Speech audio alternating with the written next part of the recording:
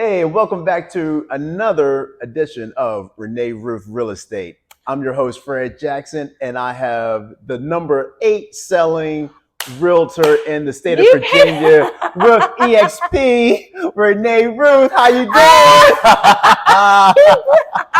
I've been waiting on that I ain't set you up for that. I've been waiting on it. I've been waiting to introduce you that. I saw that post. It's like, I want to say this when we do our podcast. Yeah. I know you saw that. Congratulations. So do you know EXP will notify you of your position on a weekly basis? Yeah. Like, I was 8, then I went to 9. Okay. All right. And then the last 2 weeks I've been 8 and 8. All right. Yeah. Keep it up. I'm back. Because people just closing all the time. Yeah, that's right. So, so the numbers are just going woo, woo, woo. Right. And it'd be funny because if they actually get it, like, Spotify now, like when they're charting, they chart you in real time. Oh yeah. Like you're just you're watching your thing go like minutes, right? Yeah. I was like, that'd be pretty funny if you did closes like daily closes, because you'd just be like, yeah, you see it. Yeah. You 2, you 6, you 10. Oh, thanks for that though. You're welcome. Because there's like 2,000 plus agents. Yeah. In the state of Virginia in our company. So and that's awesome. 8's pretty good. EXP shouted Renee Ruth out, number 8. Let's go. Let's go. Yeah. Fred's gonna get there. He's gonna get there. Yeah. Oh, definitely. We're gonna get there. Oh, but yeah. It's funny because I've been coaching in South Africa in EXP world, like they have in the metaverse, and so which is so crazy because I'm like, I went and coached in South Africa today, and people are like, like, so did you? Yeah, did you it's just called arrive? like a did you leave? super jet. It's teleportation. I haven't we finally figured out how to teleport. No, I like walking into the auditorium in the metaverse with my little avatar, and then they have like screens behind you, so you basically zoom on the screen, so your little avatar is standing at the podium, and then behind you is like your face. Yeah. And then I look into the audience, and there's all these little avatars sitting there. But it was so weird because I'm talking and I'm like super energetic, and you just see this because they're avatars. Yeah.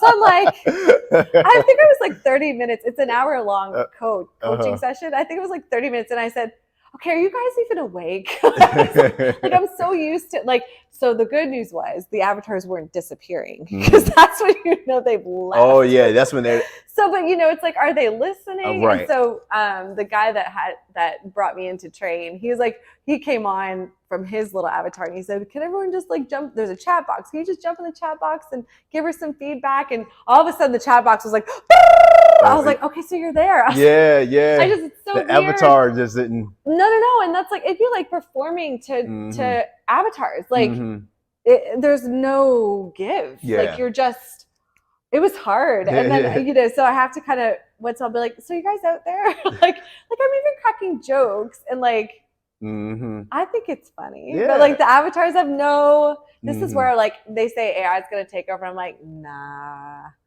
There are too many humans that still want human interaction. So anyway, the whole coaching, the whole month is about mindset. There it is. So we found today we found some hot topics to discuss about mindset for real estate. Yeah. Because we're in a tough market. Fred, you started real estate when the market started going, woo.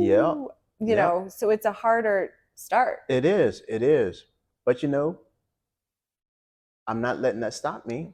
And speaking of stopping, not letting anything stop you, how well do you handle objection? Because I know I've been handling objections since 3rd grade. Writing that little note, I like you. Do you like me? Circle yes or no. Okay, I'll move on to another girl. All right. Next. She slides back. No. Hey, I'm now telling my age because my generation. That's what we were doing. It was pen and paper. Notes. Yeah. It was the back of the church bulletin. Yeah. Am I wrong? Yeah. When you could sit a few pews back from your parents and you're like, you're listening, but you're like this. Yeah. Just write little notes. What's your phone number? Yeah. I'm gonna hang out this week. Yeah. Pastor's trying to say important things. So so objection. I was telling you earlier.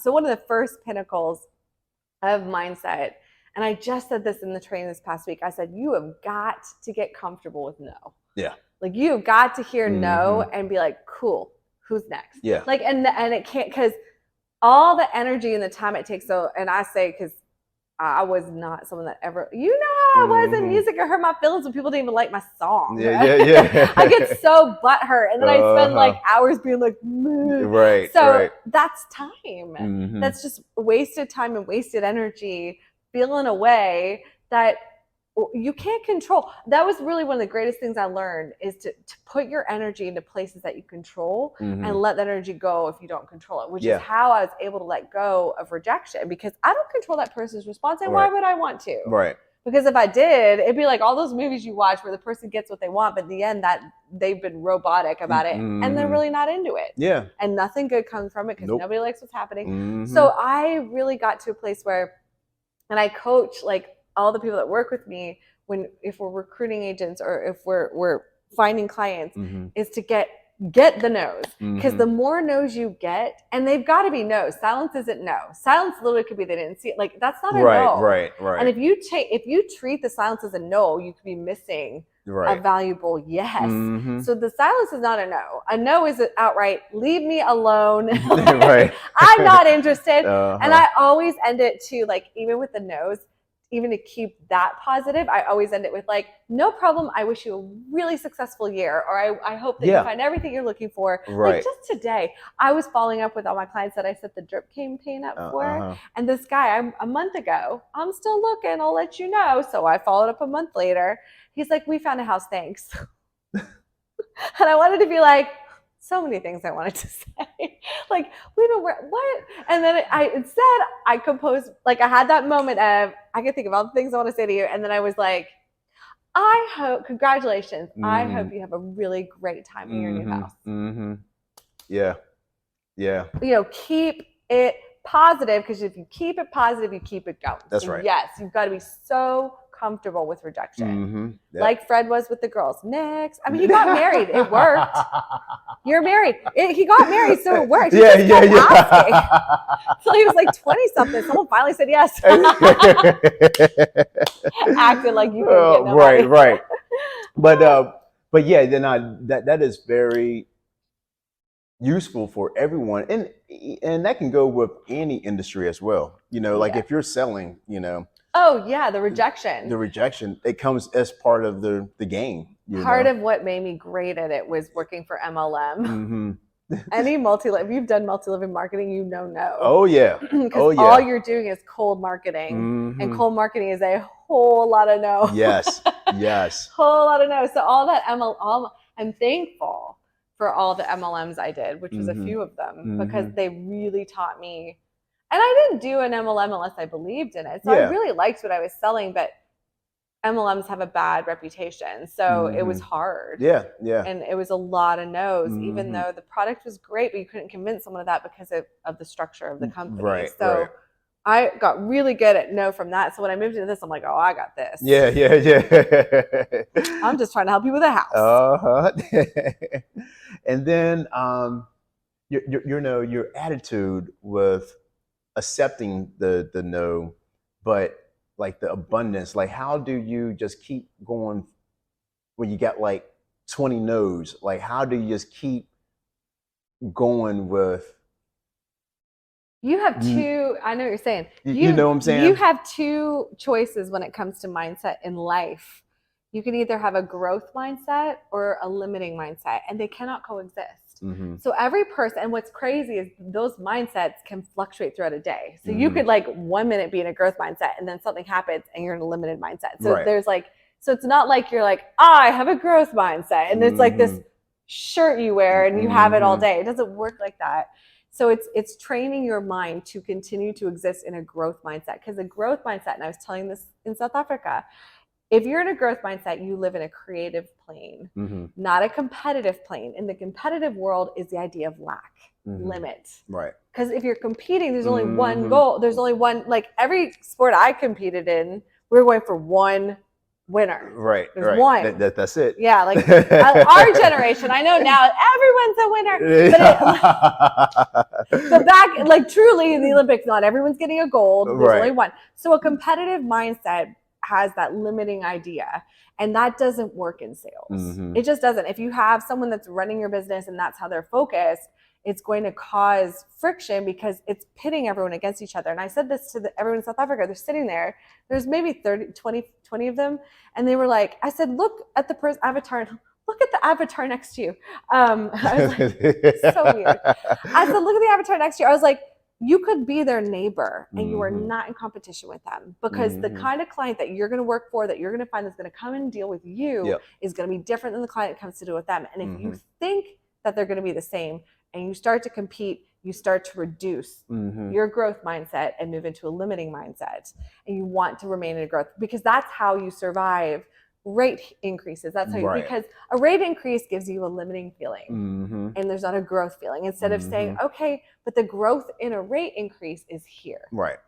Cash buyers, you know, the investors, this isn't working for investors. If you are a mortgaged investor, this is not your time to shine. So, you know, you shelve those guys. Like, hey, this isn't your season. It's like if you want to take a sports metaphor and you're playing football, they got to get benched. Like they're like, unless you're a cash investor, it's time to sit down, take a breather. You ran like the Dickens through the pandemic. Congratulations. And then find the ones that can grow in spite of what's in front of you. When you live in that space, abundance just naturally comes. I don't even, people ask, how's your real estate business? Even if I had a bad month, I'd still say it's amazing. It's fantastic. It's doing everything I want to do, because I live in a growth mindset, which means if my month wasn't great last year, I will grow better. Grow out of it. That was last month. This is this month. Yep. And so, you know, a lot of times people can get thinking it's all about themselves, you know, but for you, you make it more of the service of, let me find, because even when you're coaching me, you're telling me you're helping them with their goals. You know, so it's not like it's almost like you're selling yourself as a realtor, but I provide this service that's going to help you achieve your goals. You know, so you're taking of course, you know, we're in sales, so we sell something, we get our commissions. Woo, we can pay bills, exactly. But you take the focus off of yourself. Explain that a little bit more. So I always said this about clients in real estate. No offense, clients. I don't mean this in a derogatory way, but they're like dogs who can smell fear. They can smell desperation. They can smell greed. They can, and it's as much of a repellent as it would be for an animal that smells fear. You know, like the back goes up, that like, because and they don't know why. Like there's just, and I said, you know, the hardest thing I think as an agent, especially if you're a full-time commission-based agent with no other source of income, and you see the bills, because I was this agent, and you see the bills piling up, and you're like, that deal hasn't closed yet, or you haven't found the next one, and you're feeling that stress. That stress is all part of that limiting mindset that puts off that desperate feeling. And then when you're so now you're grabbing at clients because they have to be the one, and it's about you. Right. And if you keep it about you, your business will never grow into what it could be. If you make it about, so I had to literally, before I would go off to work, and I say this because you work from home, when do you go off to work? But before I would like get into the day, I would literally have to shelve whatever bills I had, like the stresses that would cause me to want to pressure someone or to stress someone or to like put off that vibe. I would shelve that. I'd be like, yes, I see you, you will get paid, and leave it. And then I had to make it about each individual person and what they needed, not how their needs would help me, and leave it about them. And then once I was able to focus on the service of that person, I was able to grow quicker because there was nothing I wasn't, this is the phrase I gave to the South African agents. I said this to myself every morning. I do not depend on a person, place, or thing for my success, which now removes any client by name, any house by address, or any one thing that I need to do to succeed that month. Right. I don't depend on any one thing. I depend on myself putting forth the best effort I can every day that I have and all the time that I have to reach the goals I've set. And then the rest of it will come. Right. And as soon as that was my approach to real estate, everything changed. And people feel it. Like you're easy. Right. There's no, and I literally have had clients be like, you're so easy. You don't put any pressure. And I realized how many agents must put off that vibe for someone for a stranger to comment to me about that. Different strange clients to say, well, you're so easy. There's no, because if we go see 2 houses, they're like, and I'm like, no worries, you've got my number. Give it. Like sometimes I don't even give me a call because I can tell they're feeling everything out. They're like, just give me a call if you, and they're like, wow, thank you for being so easy. Right. And I want that reputation, like not the one where it's like I'm bulldozing people to a sale. Yeah. Because some agents do that, and I don't think that agents even do that intentionally. I don't think they wake up and go, who can I bully into a house? It's waking up with that, allowing your bills or your spouse or whatever to create that pressure that then becomes part of your day at work. Right. Who wants to work like that? Yeah. Nah, that's not even fun. Yeah. I would rather spend my day. So I was telling them I set my goals like for, I do this for like the 2 months ahead. So like I'm working through my goals for June, and now I've said I'm working on July, and I know what August is. And so I would rather, like, my July goal is for 5 closes. I would rather spend the next 3 weeks of this month seeing who those are, than assigning, like, I met 3 people today and being like, you're my 3. Right. Well, now I'm stressed because I've just assigned these 3, which means they have to go. Like, who puts that? Don't do that. Instead, I'm like, wow, these are 3. I wonder what month they'll fall in. Like, that's how I think about them. And it's actually way more exciting and way more fulfilling because then I spend every day working instead of going, I found my 3 and going, okay, cool. Right. Because I think I'm done. Because, I had my goal for 5 that I was missing 3. These are my 3. Let's chill the rest of the month. Nah. Nah. And that's a 7 to 10 year plan, and you need to use EXP to get out because your 7 to 10 year plan involves you doing this with agents. And then you can be like, I'm gonna chill this month because you can. Right. Like that's not a this year, next year plan. Yeah. Hey, folks, you all heard it from the top number 8 real estate agent in EXP in the state of Virginia. Yeah, thanks, Fred. He's coming up on my heels. Look, he's also got a day job. So for those of you out there who are agents working a day job and doing real estate, that's this right here. Yes. And growing both is a whole nother animal, but he's doing it. And maybe we'll talk more about that next week. Yeah. Maybe shine a spotlight on you, starting out new because it's actually more common than you think. Starting out agents to have 2 jobs and a global commonality. Right. I'm running into agents around the world that are doing both. Yep. So let's do that next time, maybe. Let's see what's up. Yeah, but feel free to drop any questions or comments. We'd love to hear from you. Have a great evening. Next time. Bye-bye.